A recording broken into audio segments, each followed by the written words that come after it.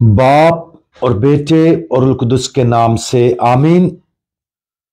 आज हम मुकद्दस मरकज की अंजील उसका तीसरा बाब और उसकी आयात 9 और 10 पर ध्यान ज्ञान करेंगे। और आज हम मोहब्बत और अकीदत का यकजान होना इसके बारे में सुनेंगे।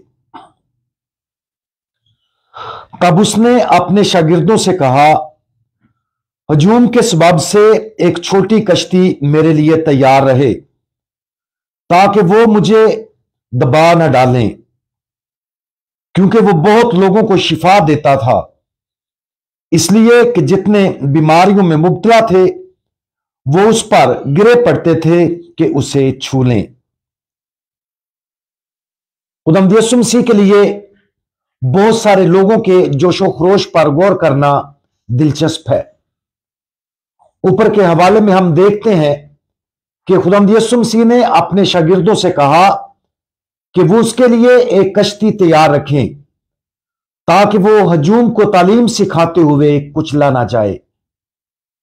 बहुत से लोगों को जो बीमार थे वो उन्हें ठीक कर रहा था और उसे छूने की कोशिश में हजूम खुदावंद यीशु मसीह पर दबाव डाल रहा था। यह मंजर हमें एक मिसाल फराहम करता है कि खुदावंद यीशु मसीह के बारे में हमारी अंदरूनी जिंदगियों में क्या होना चाहिए।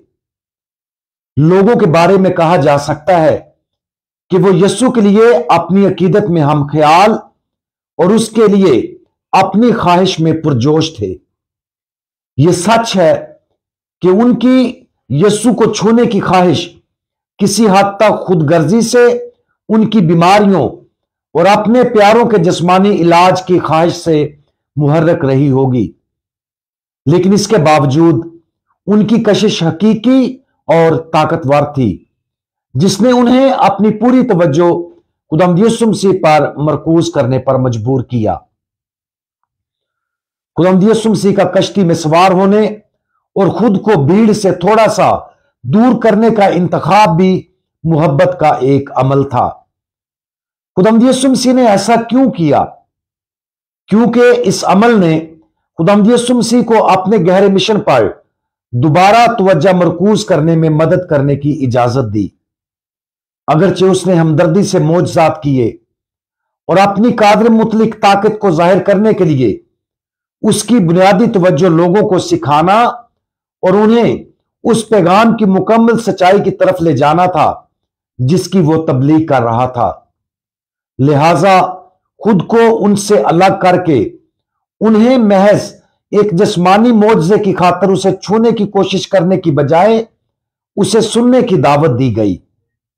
खुदावंद यीशु मसीह भीड़ को जो रूहानी तंदुरुस्ती देना चाहता था वो किसी भी जिस्मानी शिफा से कहीं ज्यादा अहमियत की हामिल थी जो उसने उन्हें दी थी। हमारी अपनी जिंदगियों में सतही तरीकों से खुदावंद यीशु मसीह किसी हद तक खुद को हमसे जुदा कर सकता है ताकि हम उसकी जिंदगी के गहरे और ज्यादा बदलने वाले मकसद के लिए ज्यादा खुले हों। मिसाल के तौर पर वो तसल्ली के कुछ जज्बात को दूर कर सकता है या हमें किसी ऐसी आजमाइश का सामने करने की इजाजत दे सकता है जिसके जरिए वो हमारे सामने कम ही नजर आता है। लेकिन जब ऐसा होता है कि हम इत्माद और खुलेपन की गहरी सतह पर उसकी तरफ रजू करें ताकि मोहब्बत के रिश्ते में महजियत गहराई से खींचे जा सकें, तो फिर यह रिश्ता हमेशा कायम रहता है। आज इस बात पर गौर करें कि हमारी अकीदत हमारे खुदावंद के लिए कितनी यकजान है।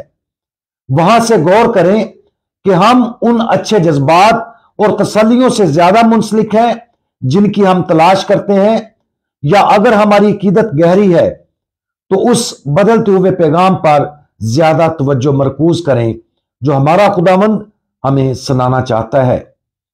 खुदावंद यीशु मसीह की बात सुनते हुए अपने आप को उस साहिल पर देखें और उसके मुकद्दस अल्फाज को अपनी जिंदगियां मजीद गहराई से बदलने दें। हमारे बचाने वाले खुदावंद, हम आपकी तरफ रजू करते और आपके लिए अपनी मोहब्बत और अकीदत में यकजां होने की कोशिश करते हैं। آپ کی زندگیاں تبدیل کرنے والے کلام کو سننے اور اس کلام کو ہماری زندگی کا مرکز بنانے کی اجازت دینے میں ہماری مدد کریں۔ خداوند یسوع مسیح ہمارا بھروسہ آپ پر ہے، آمین۔